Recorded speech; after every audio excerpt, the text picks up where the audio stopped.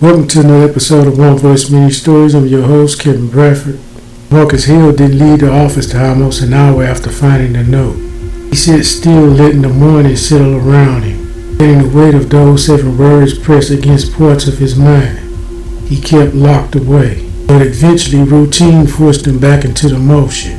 Meetings, emails, the quiet hum of a building pretending everything was normal. By noon he almost convinced himself that the note couldn't wait. Then she appeared. He was walking toward the lobby when he saw her, a woman, standing near the front desk. Hands clasped, eyes scanning the room like she was searching for something she wasn't sure she wanted to find. She wasn't dressed like someone who worked there.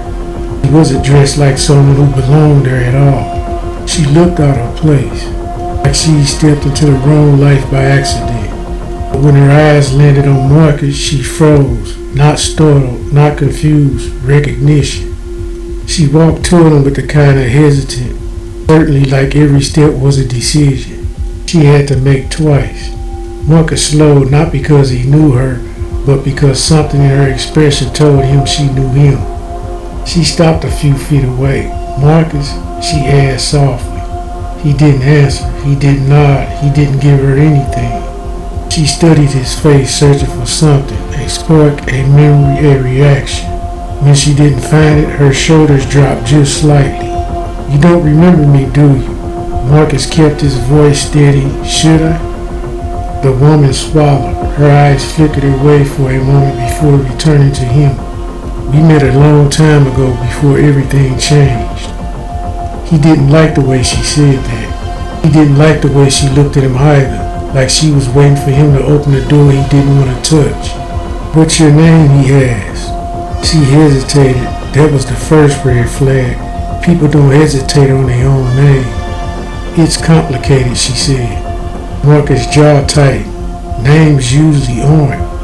She looked down and back up again. When she spoke again, her voice barely above a whisper. "Should I be here?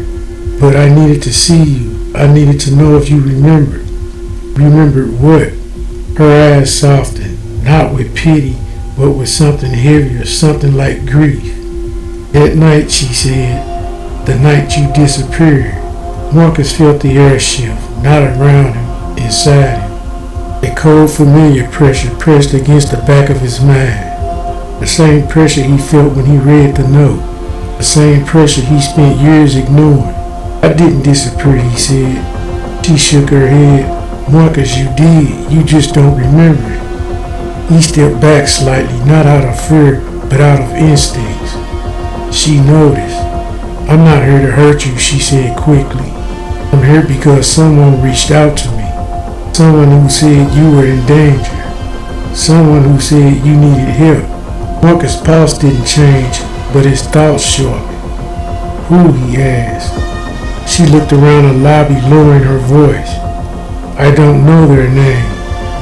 They contacted me anonymously, but they knew things about you. Things no one should know." Marcus didn't move, didn't blink, didn't give her anything. She continued anyway. "They told me you got a message today. A note, and that once you saw it, everything would start again." Marcus felt the weight of the folding paper in his pocket like it was heating up against his skin.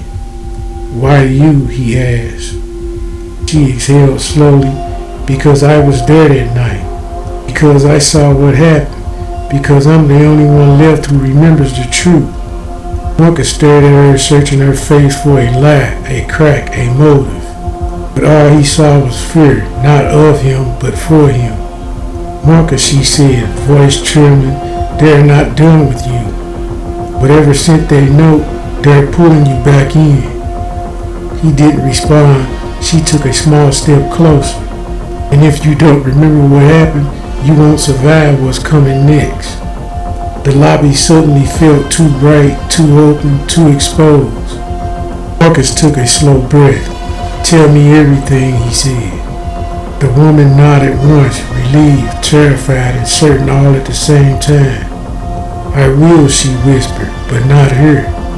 She glanced toward the glass doors, toward the parking lot, toward the world outside that suddenly felt like it was watching them both. They're already closer than you think. Thank you for listening to another episode of One Voice Mini Stories.